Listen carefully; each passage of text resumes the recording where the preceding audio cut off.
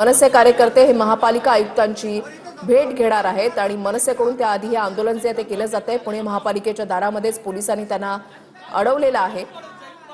त्यांच्याकडून घोषणाबाजी या ठिकाणी केली जाते। अनधिकृत बांधकाम आणि नेट पेपर फुटी प्रकरणी मनसेकडून हे आंदोलन जे ते केलं जातंय।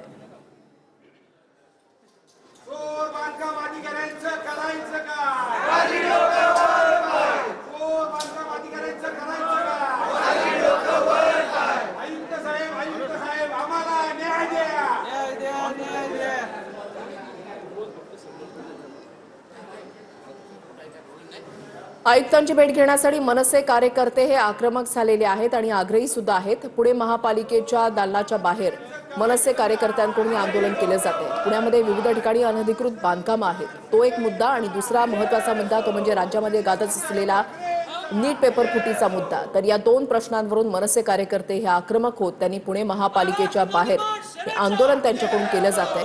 आयुक्तांची भेट घ्यायची आहे असं त्यांच्याकडून सांगितलं जातंय। अजून तरी सोडत नाहीये, सोडतो म्हणतायत।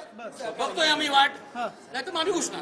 काय कारवाई होणार तुमची मागणी मोठे गावकरच्या विरोधामध्ये? विषय असा आहे की 3 महिन्यापासून मी महानगरपालिकेच्या बांधकाम विभागाला सांगतोय की मोठे गावकर क्लासेस ज्या ठिकाणी चालू आहेत ते सगळं बांधकाम अनधिकृत आहे आणि हे माझ्याकडे असलेल्या पुराव्यावरून सिद्ध झालंय।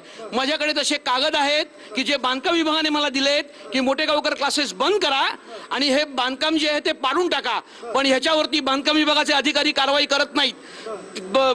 तुमचे ते कोण अनिरुद्ध पावसकर त्यांना 5 वेळा अधिकारी सहभागी आहेत का?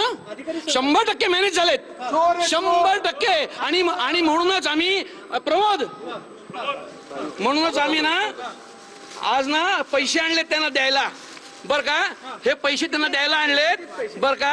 हे आणलेत त्यांना 5-4 लाख रुपये की घ्या हे, पण कारवाई करा, बर का? पैसेच खायचे आहेत ना, हे पैसे घ्या आणि कारवाई करा। आता जर जाऊ दिला नाही तर काय करणार?